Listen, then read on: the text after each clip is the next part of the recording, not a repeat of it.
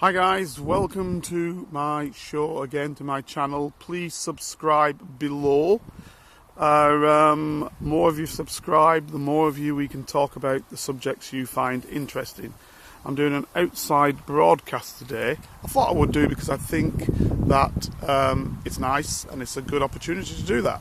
So let's get into it straight away. Today, one of the things that we're talking about is sort of policing in its widest comments.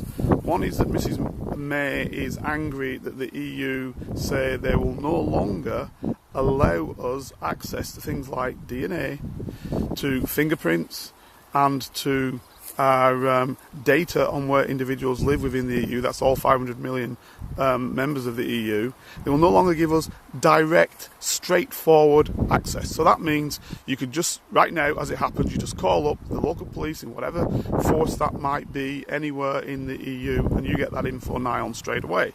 It's part of the system. Same with the arrest warrant. Somebody's arrested here or arrested in Spain. Makes it dead easy.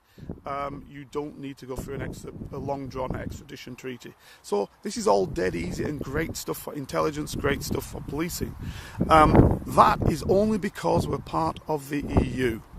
So when we're no longer part of the club, they want to deny us that, which is probably about right, because you don't know what the non-members of the club are doing with the details. When you're a member of the club, you stick to the rules of the club and you know what it is. Put it this way, if you're part of a golf club and you basically turn up and say, I want to play and have all the exact same rights as members, they're going to tell you to get on your bike. They're going to say, hang on, you're not a member. You've got to pay your subscription. You've got to be part of the game. If you're not paying your subscription, you're not a member, you're not adhering to all of the rules, you don't get the goodies. I mean, what's not to understand?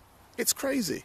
Right, so the next thing I'm going to talk about quite quickly is also the fact that the dastardly situation that happened at Hillsborough when a lot of Liverpool fans lost their lives. One of the things that I want to make clear, this superintendent, who was the operational commander, who made the decision to let the gates open and let people in, he wasn't trying to kill anybody. He didn't do it on purpose, nor was he grossly negligent. As far as he was concerned, people were being crushed at the gates trying to get in, so he opened the gates to alleviate that crushing. It's a decision. Wrong decision? Maybe.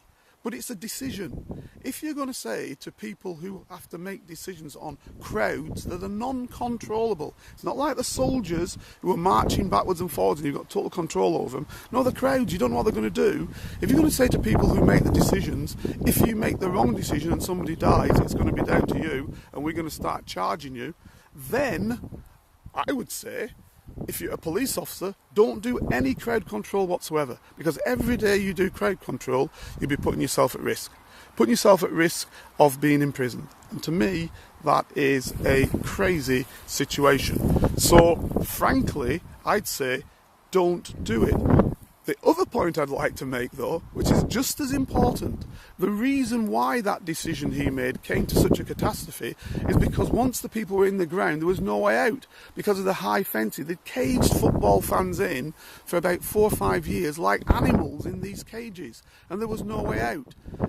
So when police officers saw people clambering over the top of these cages, they thought to themselves, they must be hooligans trying to get out, because, you know, who else would climb over the top of a fence? They don't know what's going on. So what I'm saying is that there are other people culpable for this. And I'll tell you one of the people who should be culpable for this event, that is the people in the Home Office who made the decision to put these fences up.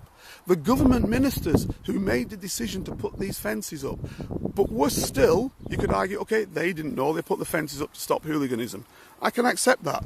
But when the Heysel Stadium incident happened, about a year or so before Hillsborough, and one of the factors that came back from Heysel was there was no way out for the people who subsequently were crushed or beaten when Liverpool fans and the other competing team fought with each other.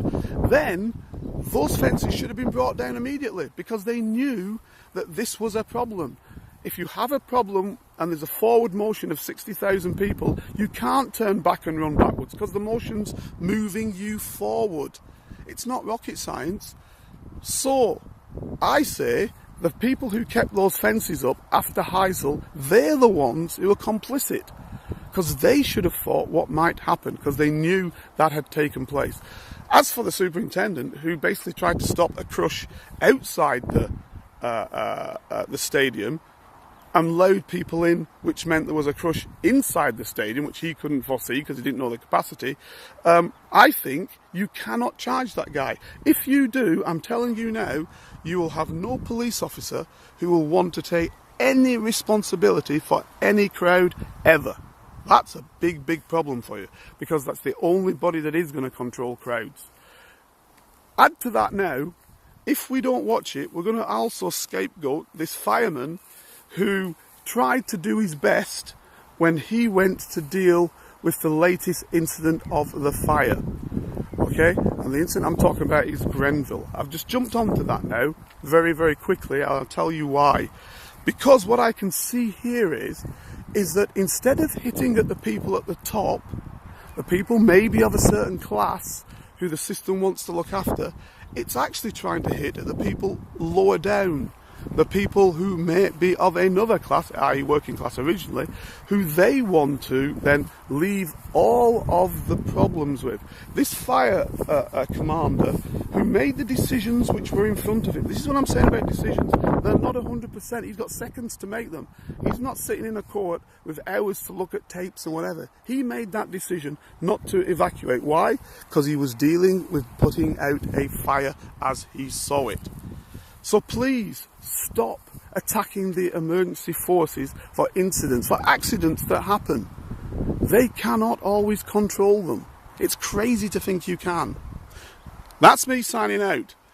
Any discussion on any of these incidents, anybody think I'm wrong, anybody wants to come back at me, please subscribe and put your comments below, or as people have been doing, put your comments on my email. I'll talk to you about it there. Or come on and have a discussion with me. Please come back, subscribe, all the best. It's once again your friendly neighbourhood ex-spook, Carlton Black Ops King, saying to you, enjoy the day.